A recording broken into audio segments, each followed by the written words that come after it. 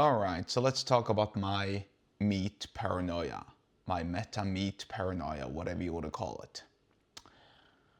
I'm just gonna list some facts and some observations and some events that have taken place spread out across the last 10 years or so. Give or take, maybe even 15, but mostly 10 years. Basically since the mid-2010s.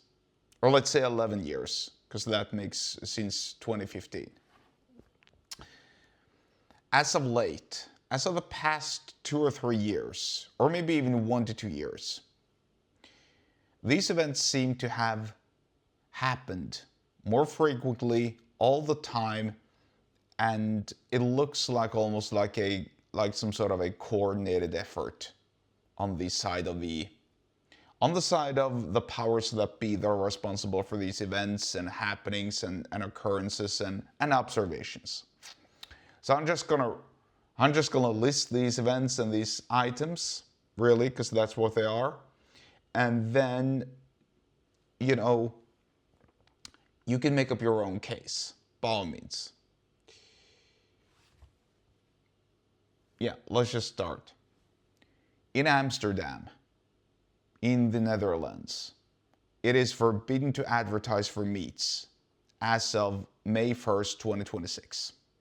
Same goes for fossil fuels, by the way, but meat is what I wanted to talk about. In the guidelines, in the general consensus guidelines for my country, the food guidelines, you should restrict eating red meats to at the very least to nothing more than 300 grams a week. I think it might be even lower than that, but I'm just gonna say 300 grams a week, which is insane.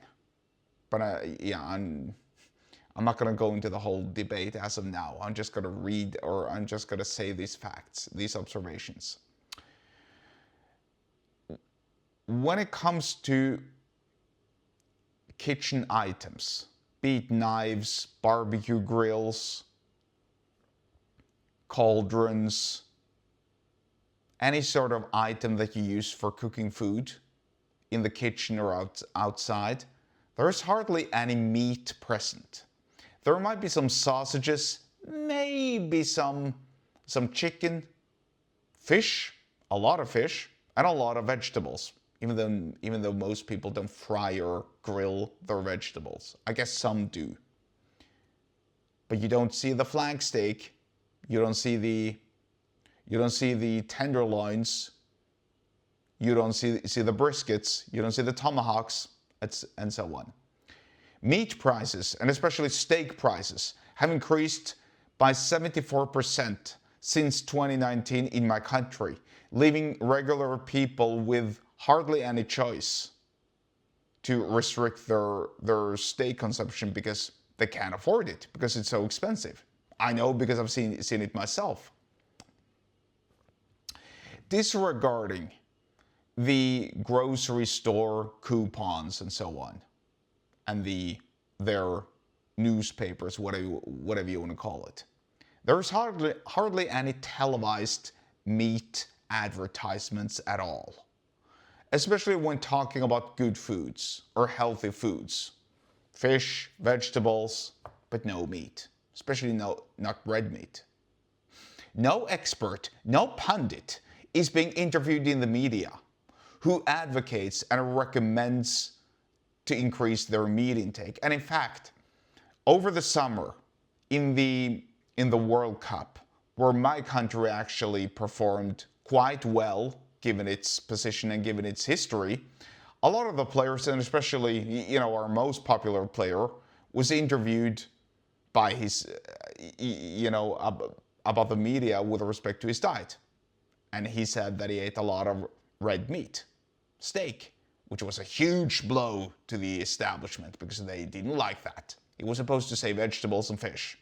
He wasn't supposed to say meat and steak. Certainly not every single day.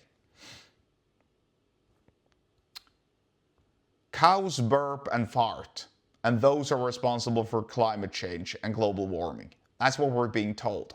And so that's why these cows need to eat I don't know what they're called, but they're called like these methane reducing components or stuff. It's some sort of additive that will reduce the cow burps and farts, according to the experts. That's mandatory in the cow diet, whatever you want to call it, as of I think next year, which is crazy and insane. I don't know that it will affect the cows negatively. Let's just hope so.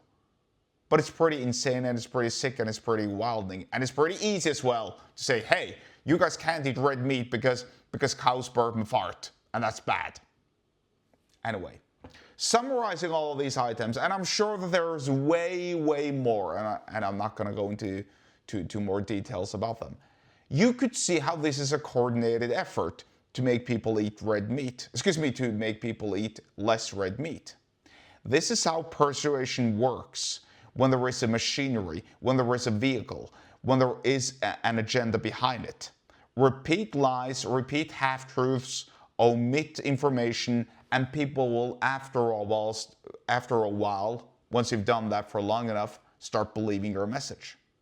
Think about it.